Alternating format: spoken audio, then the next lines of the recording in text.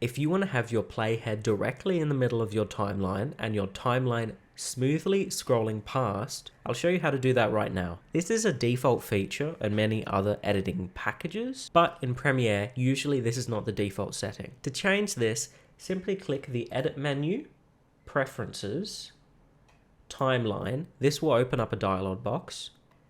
Click Timeline here, and you can see Timeline Playback Auto Scrolling. You want to change this to Smooth Scroll.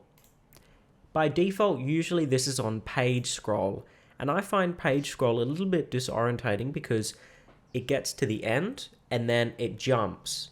And I don't like when it jumps. I like having a clear view of my entire timeline as it evenly scrolls past the playhead. So I hope you find this useful. Another trick I'll quickly tell you now, and a reason why I find this useful, is you can watch the words as you say them. You can see the words here, and because it's in the middle, you know where everything is easily. So click C to cut, and this is a break in my speech.